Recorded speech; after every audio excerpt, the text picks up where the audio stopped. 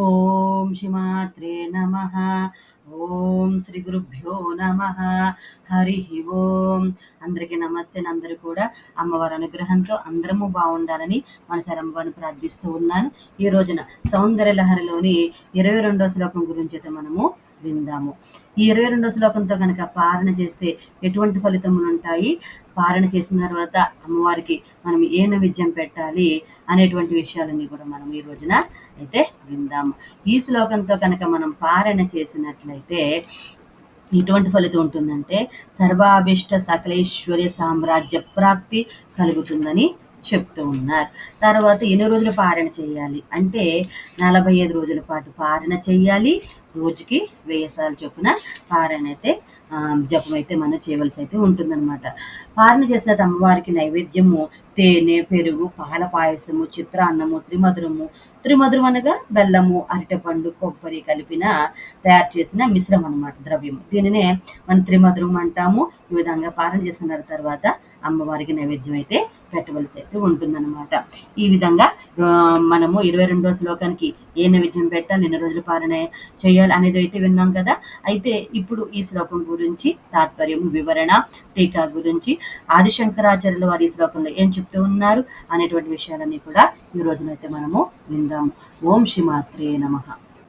ఈ శ్లోకంతో కనుక పారణ చేసినట్లయితే సర్వాపని నివారణము జరుగుతుంది అని చెప్తూ ఉన్నారు. ఇక ఆది శంకరాచార్యులు వారి ఈ శ్లోకంలో ఏం చెప్తున్నారంటే, ఈ శ్లోకం గురించి మోక్షాన్ని కోరే ఉపాసకులకు శ్రీదేవి దాతృత్వమును గురించి ఈ శ్లోకంలో చెప్పారు. శ్రీదేవి కారుణ్యాన్ని కోరి ఉపాసించడం వల్ల కలిగే ఫలితాన్ని ఇందులో చెప్పారనమాట. నైవేద్యము తేనె, పెరుగు, పాల పాయసము, చిత్రాన్నము, త్రిమధురం అనగా బెల్లము, అరటిపండు, కొబ్బరి కలిపి తయారు చేసిన మిశ్రమ ద్రవ్యం అన్నమాట. ఇక మనము ఎన్ని రోజులు పారణ చేయాలి అంటే 45 రోజులు పారణ చేయాలి. రోజుకి 1000 సార్లు చొప్పున పారణ అయితే చేయవలసి అయితే ఉంటుందన్నమాట. అయితే ఈ శ్లోకం గురించి అయితే మనం విందాము. వివరణ, తాత్పర్యము, తర్వాత టీకా గురించి అయితే అన్ని మనము విందాము. ముందుగా మనము శ్లోకం అయితే విందాం. భవాని త్వం దాసే మయి వితర దృష్టిం సకరుణాం ఇతి స్తోతుం వాంఛన్ కథయతి భవాని త్వమితి యః తదైవ త్వం తస్మై దిశసి నిససాయుజ్య పదవీం ముకుంద బ్రహ్మేంద్ర స్ఫుట మకుట నీరాజిత పదాం. ఇది శ్లోకం అన్నమాట. ఇక టీకా గురించి విన్నా. హే భవాని, ఓ భవుని రాణి, త్వం అంటే నీవు, దాసే దాసుడవనైనా, మయి అంటే నాయందు, సకరుణాం దయతో కూడిన, దృష్టిం చూపును, వితర ప్రసరింపచేయుము, ఇతి ఈ ప్రకారముగా, స్తోతుం స్తుతించుటకును, వాంఛన్ ఇచ్చగించువాడై, భవానిత్వం అంటే ఇచ్చగించువాడైనా కూడా వస్తుంది వాంఛన.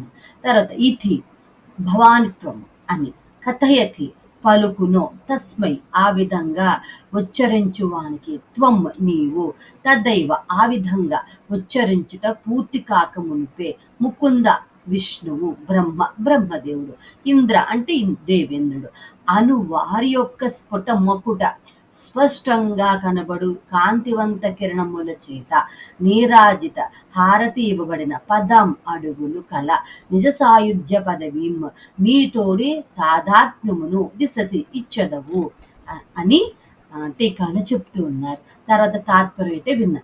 తల్లి భవానీ, నేను దాసుడను, నీవు నాయందు దయతో కూడిన నీ చల్లని చూపును ప్రసరింపచేయము అని ఈ విధంగా స్తుతించదలిచిన వాడై నన్నుపై విధంగా అనగా భవానిత్వం అని మొదలుపెట్టి ఇంకను చెప్పబో లోపునే వానికి హరిబ్రహ్మేందుల రత్న క్రీటములచే హారతి పట్టబడు నీ పద సాయుధ్యమును ఎత్తువు అని అర్థం. ఇక వివరణ గురించి అయితే విన్నాం. ఒక లక్ష్యమును ఉద్దేశించి ఉపాసన చేయుచున్నప్పుడు ఉపాసకుడు ఆ లక్ష్యమే తానైపోవుట ఆ ఉపాసన యొక్క పరాకాష్ఠ ఫలితంగా చెప్పవచ్చును. ఉదాహరణ తీసుకుందాము. బంగారము కొరకు తపస్సు చేయవాడు ఆ బంగారం పొందుట ఒక రకమైన ఫలము. కానీ ఆ బంగారమే తానైపోవుట ఆ తపస్సు పరాకాష్ఠ ఫలితం అగును. ఈ శ్లోకమందు అట్టి విధమైన ఉపాసనా ఫలితం చెప్పబడింది. అమ్మవారి అనుగ్రహమును పొందుటకై ఉపాసకుడు అమ్మవారిని ఓ భవానీ నీ దాసుడను దయతో నీ కరుణా కటాక్షమును నాపై ప్రసరింపచేసి నన్ను నీ దాసునిగా అనుగ్రహింపుము అని స్తుతించబోయి ముందుగా భవానిత్వం అని ఇంకనూ చెప్పదలుచుకున్న విషయము పూర్తి కాకమునిపే ఆ ఉపాసకునికి అమ్మవారు హరి బ్రహ్మేంద్రరాజులచే హారతి పట్టబడు సాయుధ్య పదవిని ఇచ్చునని శంకరు చెప్తూ ఉన్నారు.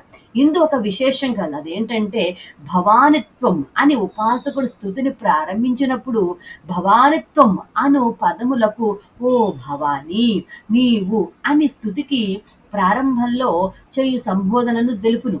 అంతేకాదు భవానిత్వం అను పదములకు సంస్కృతంలో వేరొక అర్థం కలదు. అదేంటంటే వ్యాకరణ సమన్వయం గురించి అయితే విందాం. భవాని అనగా నేను అగుదును అని. ఉత్తమ పురుష ఏకవచనము అనందును భవావ అనగా మేమిద్దరము అగుదుము అని ఉత్తమ పురుష ద్వివచనము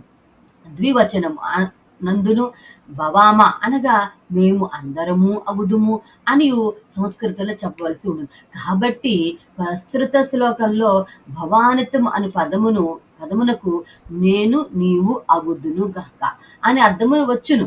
భక్తుడు చేయు ప్రార్థన ప్రారంభంలోనే నేను నీవు అగుదును అనుట జరిగింది.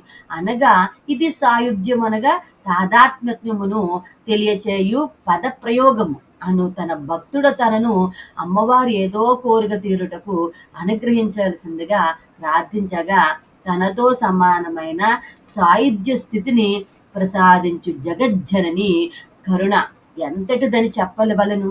ఈ విషయము తదన్యపాణిభ్యాం చరణావేవ నిపుణౌ అను 4వ శ్లోకమందు మనము ఫలమపిచ వాంఛాసమధికం అను చోట ముందే చెప్పబడింది. భక్తుడు కోరిన వానికన్నా ఎక్కువ ఫలమును వసంగుటకు అమ్మవారి చరణ యుగళమే తగి ఉండగా మరలా వేరుగా అభయముద్రను వరద ముద్రను ఇతర దేవతల వలె ధరించవలసిన అవసరం లేకపోయింది.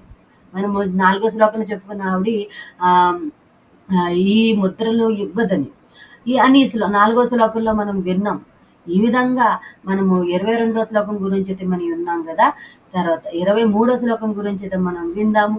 అంతవరకు స్వస్తి. అమ్మవారి అనుగ్రహణ మనందరిపైన ఉండాలని కోరుకుంటూ ఉన్నాను. సర్వే జనా సుఖినో భవంతు, సమస్త మంగళాని భవంతు. స్వస్తి. ఓం శ్రీ మాత్రే నమః.